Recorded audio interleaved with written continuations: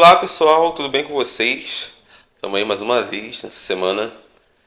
Vamos compartilhar um pouco mais da palavra de Deus para quem não me conhece. Meu nome é Caio Couto, né? Aí no perfil tá como Caio do Valongo. Logo mais eu faço uma explicação por que esse sobrenome Valongo, beleza? E bem, a gente tem aqui essa comunidade online que vem se formando aos pouquinhos, vem ganhando forma. Eu estou pensando em fazer algumas mudanças com relação ao nome do canal, né, a imagem, etc. Se vocês quiserem, pode estar sugerindo aí alguns nomes, né? E, bem, estou indo numa caminhada bem simples. Estamos indo, né, numa caminhada bem simples, da qual eu estou usando ali o Evangelho de Mateus, tá? Já passamos pelo capítulo um, capítulo 2, né? Uma parte do capítulo 3, beleza? Como está no último vídeo. E agora nós vamos dar continuidade nesse capítulo 3, né? Eu acabei lendo aqui, eu falei, cara, eu estou indo em sequência. Não tinha reparado nisso.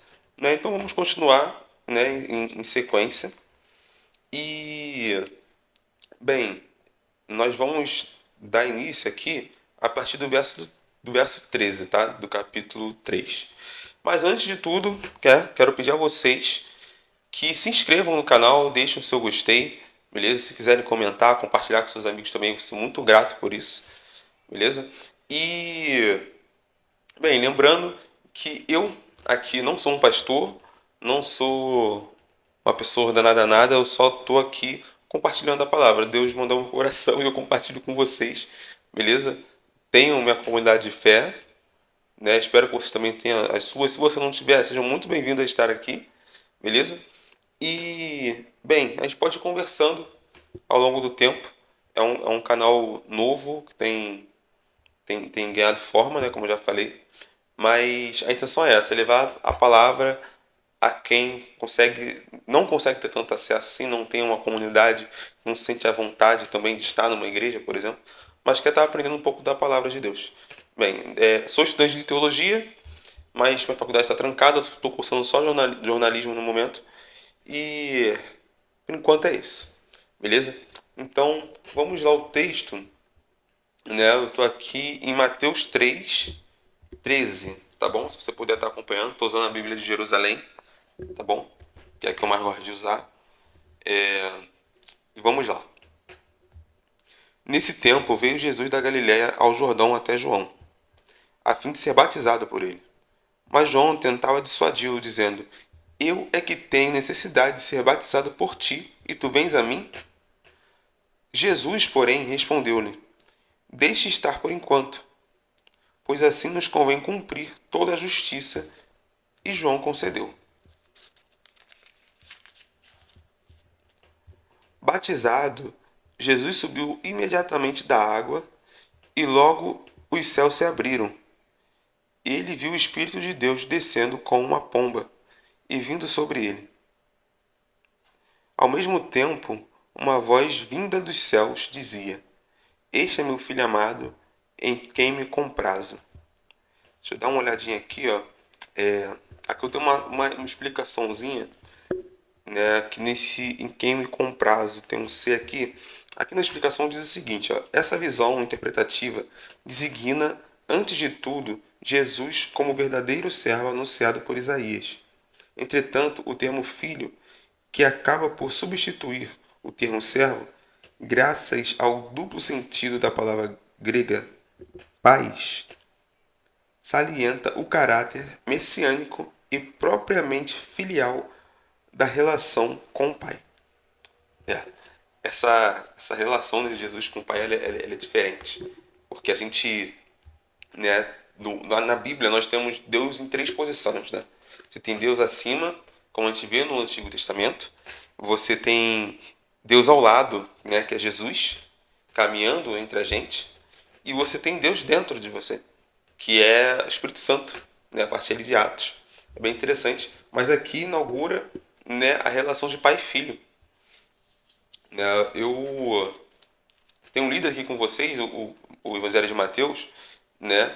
E aqui, já no início, a gente vê que Deus ele é abandonado pelo seu pai, né? No caso, Deus. E aí, José o cria, né? Maria também o cria ali.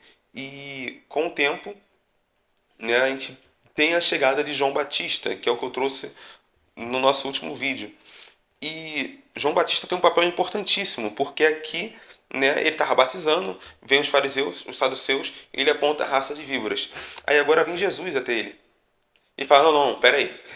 É, eu que tenho que ser batizado por você e você vem até mim? Eu não sou digno nem de desatar as sandálias, como ele disse no verso anterior. E aí, Jesus diz o seguinte, não, não, calma. Deve ser assim para que se cumpra a justiça. Deve ser assim para que se cumpra toda a justiça. Né? E João ele concede, né? Então ele vai lá e batiza Jesus. Mas olha só, olha o papel importante de João. Aqui em Mateus, né, a pessoa que escreve ela foi bem objetiva, né? Os outros evangelhos têm uma participação de João, né, um pouco diferente, mais detalhada, vamos dizer assim. Mas João, em nenhum momento, ele se coloca acima de Jesus. Em nenhum momento ele se acha, sabe? Em nenhum momento ele deixa sua humildade de lado. Ele sabe muito bem aquilo que ele veio fazer e a quem, sabe? Então, João Batista, que é esquecido muitas vezes pelas pessoas, ele tem um papel importantíssimo na Bíblia, sabe? Ele, além de ser primo de Jesus, ele também é filho de uma promessa, né, ali para os seus pais. E ali, né, tem todo o enredo ali do nascimento de João Batista, né, como que ele foi gerado, etc. E ele é primo de Jesus, mais velho do que ele apenas 6 meses. Então você imagina a infância dos dois. Os dois brincando juntos, os dois jogando bola, né, os dois brigando. São coisas que a gente nem imagina, mas cara, Jesus foi uma criança. João Batista também eram primos. Então, olha só, imagina se eles se davam bem ou se davam mal. E depois, cara, é você que é o Messias, você, sabe? Eles desenrolando essas coisas, deviam ser muito interessante. Mas, dando sequência aqui, uma coisa que me chamou muita atenção nesse texto, que está lá, né, a partir do verso 16, que diz que Jesus ele é batizado e imediatamente os céus se abrem e vem uma pomba na direção dele, né? Que no caso, na verdade era o Espírito Santo de Deus. E aí, desculpa. E aí, a voz que vem do céu diz o seguinte: Este é meu filho amado em quem me comprazo, em quem tenho prazer. Mas vocês repararam que em todo o texto, né, que eu usei nos últimos vídeos e aqui agora, em nenhum momento Jesus fez alguma coisa? Jesus, ele não fez um milagre, Jesus, ele não subiu ao monte, Jesus, ele não curou um leproso, ele não alimentou ninguém, Jesus não fez nada. Jesus nasceu, foi até João Batista e se batizou. Jesus não fez absolutamente nada. E o que Deus fala para eles? Deus fala para aqueles que estavam ali vendo Jesus sendo batizado: Este é meu filho amado. Olha que impressionante, Jesus não fez nada. E Deus chama ele de filho amado. Enquanto nós estamos tentando fazer diversas coisas para chamar a atenção de Deus, nós estamos fazendo diversas coisas para nos sentirmos dignos, coisa que não tem como acontecer, né? Deus olha para Jesus e diz: Esse é meu filho amado. Sabe? Jesus é uma confissão de Deus. Este é meu filho amado. Deus confessa que ele é o filho amado. Sabe? Então, eu acho que a gente precisa cair um pouco na real, cara. Às vezes a gente tá se esforçando para um monte de coisas desnecessárias, sabe? Como eu já falei, a gente tá subindo um monte, a gente tá pregando de domingo a domingo, sabe? A gente está em diversas igrejas ao mesmo tempo, está em diversos ministérios ao mesmo tempo, está tentando fazer aqui, fazendo ali. Mas e a relação com o pai, como é que tá? Será que Deus olha para você e fala: Você é meu filho amado? Eu acredito que sim, porque você não precisa fazer isso um monte de coisa ao mesmo tempo. Você não precisa agradar os homens. Você não precisa ficar batendo carteira na igreja falando: Olha, eu tô aqui, pastor. Olha, eu tô aqui, pastora. Sabe? Você não precisa. O que a gente faz numa comunidade de fé é estar em comunhão, é estar criando projetos para que venham a auxiliar o pobre, a viúva, é ter uma boa hospitalidade, é um espaço de cuidado, sabe? Por gratidão ao Senhor. Você não precisa bater ponto, você não precisa ir por obrigação. Você vai por gratidão, entende? Então, você é um filho amado, é uma filha amada do Senhor. E assim como Jesus, você não precisa fazer coisas elaborantes, não. Lógico, depois Jesus dá continuidade ao ministério, né? Ele chama os seus discípulos e, bem, ele cumpre com o seu propósito, mas antes de tudo, ele é simplesmente o filho amado do Senhor. Cresceu, passou as suas dificuldades na infância, na adolescência. A gente exclui muito, né, esse lado humano de Jesus. Que, cara, pensa, alguém limpou a bunda de Jesus quando ele era criança. Tem noção disso? Né? Alguém limpar a bunda de Deus enquanto bebê. José e Maria tiveram que chamar a atenção dele porque ele errou em alguma coisa. Seu primo João Batista pode ter entrado numa briga por causa dele enquanto eles eram ali crianças, um defendendo o outro. Ele teve sua infância, ele teve sua adolescência, ele teve sua vida adulta. Nós sabemos mais ou menos que ali a partir de 30 anos que ele deu início, né, ao ministério. Então, você pensa o quanto que Jesus viveu, o quanto que ele teve de experiência, o quanto que ele estudou, o quanto que ele precisou se sentar e discutir com os mais velhos questões ali da Bíblia, da Torá, entende? Então, existiu todo um processo para Jesus. Também existe um processo para a gente. Esse processo ele deve ser feito com muito cuidado, com muita responsabilidade, mas com muita leveza. Que o jugo é suave, o fardo é leve. Se está pesado, não é de Cristo. Se está pesado, não é de Jesus. Se está pesado, sai fora. Tem alguma coisa errada. Que o jugo é suave, o fardo é leve. E tem muitos homens e mulheres querendo jogar muitas cargas sobre as costas de outros homens, de outras mulheres. Nós temos muitos espaços, muitas lideranças irresponsáveis, né? Pessoas mal resolvidas com as suas próprias vidas e que trazem esse peso para a vida de outras pessoas.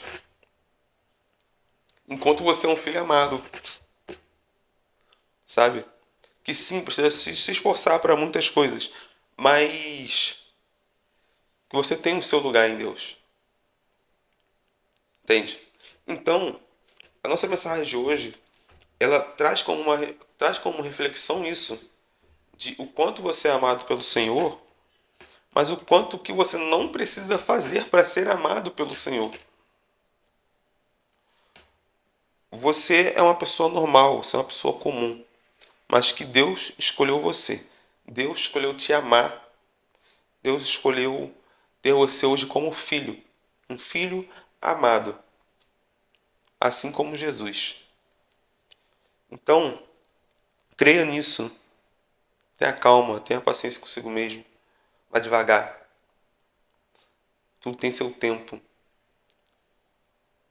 Tudo tem seu tempo. Você vai se encontrar.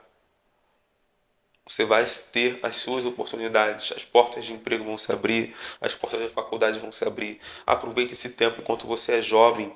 Ou se você já é uma pessoa com mais idade, cara, mete as caras nos estudos.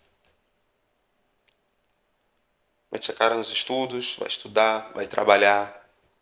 Tenha sua vida devocional. Tenha sua vida de oração. Ouça a palavra do Senhor, leia a palavra do Senhor. Mas vai viver a vida também. Você não deve viver só dentro de igreja, só dentro de quatro paredes. Só dentro desse quarto. Sai de casa, vai conversar, vai ter contato com pessoas, vai ter experiências de vida. Mas não se esqueça, você é um filho amado do Senhor. Não estou aqui te chamando para você fazer e acontecer tudo que dá na telha, não. Tô falando para você ser responsável com a sua vida espiritual, com a sua vida pessoal e que você seja ainda mais consciente daquilo que você nasceu para fazer. E lembre-se que Deus é contigo, porque você é um filho amado. Falo mais uma vez. Você é um filho amado. ok?